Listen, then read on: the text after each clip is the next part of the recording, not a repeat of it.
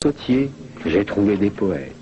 Nul autre métier ne fait mieux penser à Dieu qui forma l'homme du limon de la terre. Ainsi s'extasiait Georges Duhamel devant ces dieux de l'argile qui malaxent la vie du bout de leurs sensibles doigts d'artistes sous les voûtes sombres de leurs ateliers préhistoriques. Des gestes mesurés, un mystère qui continue infatigablement, passionnément, pour façonner les mêmes amphores qu'à l'époque égéenne. Hélas, les temps changent. Des centaines de potiers qui, au début du siècle, faisaient jaillir la vie à Guelala, il ne reste que quelques rares vieillards qui couvrent les ultimes soubresauts d'une des plus vieilles corporations artisanales du monde. Vaincus sans même avoir engagé de bataille avec un modernisme effréné, les dieux de l'argile se sont retirés de l'arène, ou bien se sont convertis en potiers pour touristes. Grandeur et décadence d'un métier divin. Car le tourisme, il fallait s'y attendre, ne pouvait éviter l'île des lotophages. Entre lui et Djerba, une histoire d'amour et de haine s'est tissée au fil des ans. Une histoire qui n'a pas toujours eu les effets les plus heureux sur le charme archaïque de la vie djerbienne. Puisse ce feu prométhéen ne jamais s'éteindre.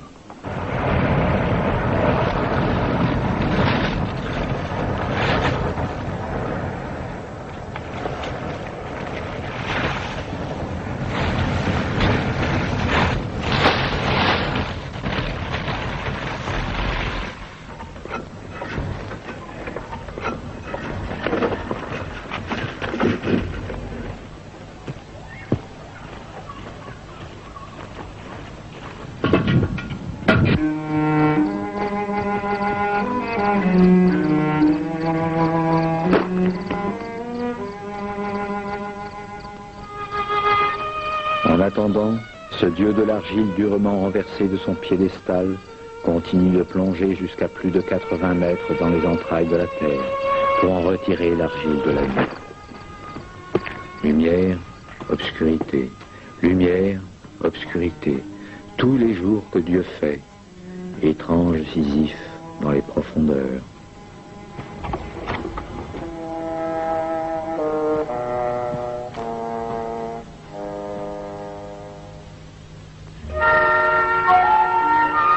Mais qui est donc ce djerbien que la mer semble avoir façonné à son image, impétueux et serein, mais jamais apprivoisé?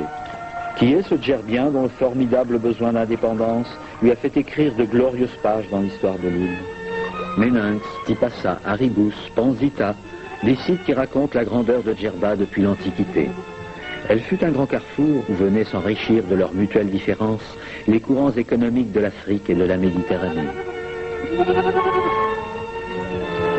La mer, toujours la mer, a ramené maintes civilisations, carthaginoises, romaines, byzantines, espagnoles, siciliennes, turques et même une coalition de princes chrétiens appuyés par le pape.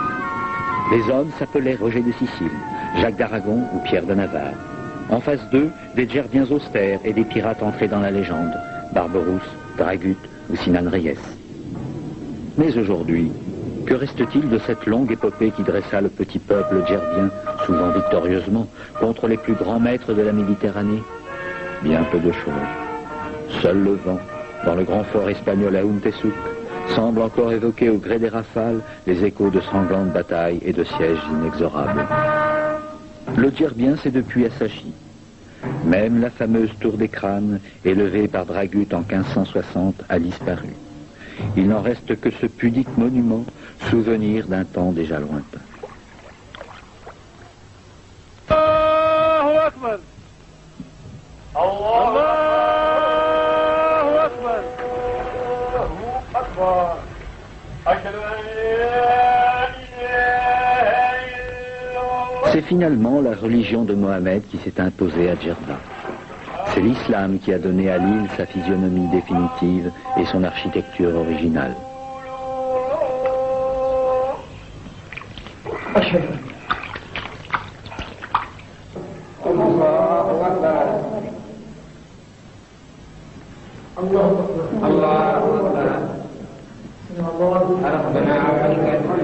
Cinq fois par jour, la prière. 5 fois par jour, la rencontre d'Allah et de soi dans l'intimité de la mosquée. Le djerbien a toujours été un fervent religieux et un homme de grande piété. C'est ce qui a d'ailleurs animé en lui cet esprit de résistance si caractéristique.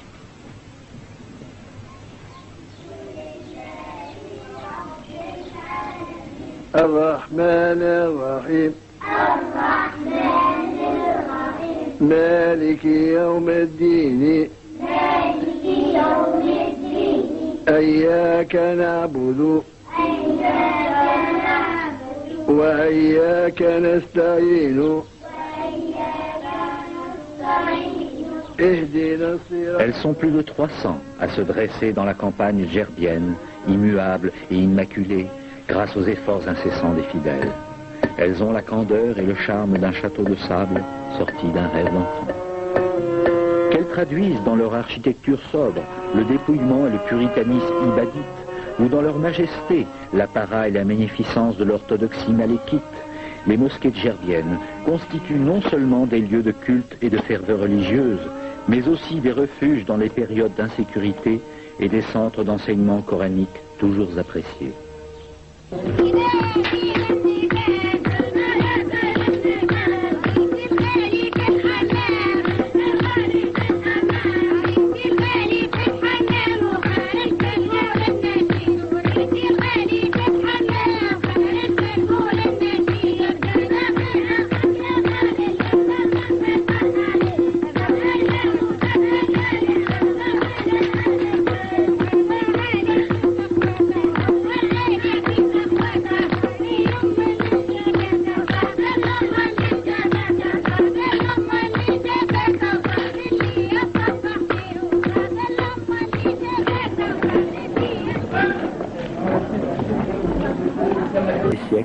Conserve toujours ces minuscules boutiques de poupées, comme pour narguer à un modernisme trop sûr de lui.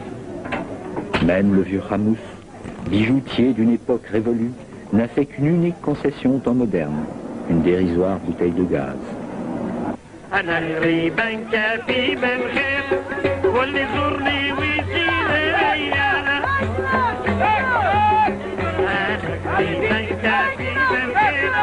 L'Agriba. Une vente aux enchères, un marché hebdomadaire, un souk pittoresque pour touristes? Non, malgré les apparences. Nous sommes à la cérémonie annuelle du Purim, célébrée par la communauté juive de Djerba. Selon la tradition, les Juifs seraient arrivés dans l'île de Lotos il y a plus de 25 siècles après la prise de Jérusalem par Nabuchodonosor, emportant avec eux des manuscrits, des tables des lois et même certaines pierres du temple sur lesquelles ils auraient bâti le sanctuaire de l'Agriba. Depuis, ayant probablement goûté au lotos, les Juifs sont restés fidèles à Djerba, cette île qui leur offrait en terre d'islam une magnifique tolérance, rare dans un monde déchiré par la haine.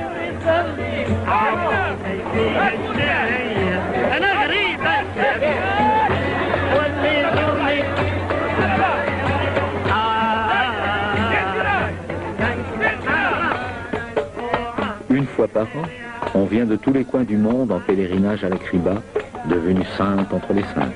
On fait alors sortir à travers l'île les tables des lois, sous un baldaquin multicolore, alourdi par les offrandes des fidèles, au milieu d'une grande affluence de fêtes foraines.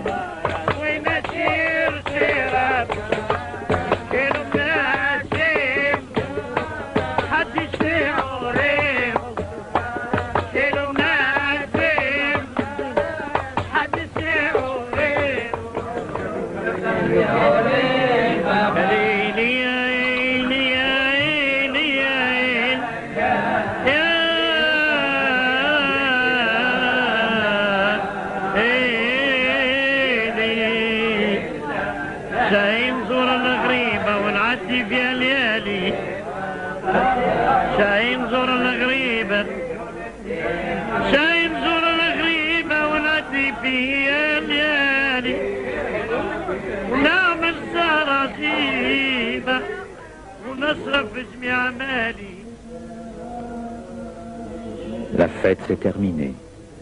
Dans la vieille synagogue, des hommes au visage biblique, des prophètes obscurs, continuent de prier, comme si le temps avait suspendu son vol depuis des millénaires.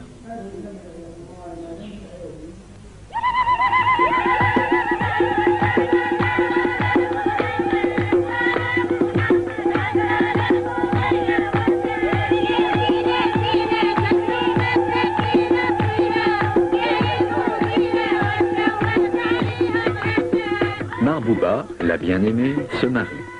Quelque part entre Cédriane et Elmey, les Menzel sont en fête. On attend encore le prince charmant, qui revient de loin, après avoir bravé le désespoir de l'immigration des années durant. Mais la fête sera réservée et modeste. Le mariage, resté lui aussi dans la tradition, est une affaire strictement intime où l'étranger est rarement toléré. Mahbouba, la bien-aimée, se marie. La tradition est sauve et la vie continue. Peut-être. Mais le temps, après avoir suspendu son vol sur Djerba pendant des millénaires, semble vouloir se rattraper à toute allure, et la légende s'effrite inexorablement à l'image de cette disparition progressive des dieux de l'argile.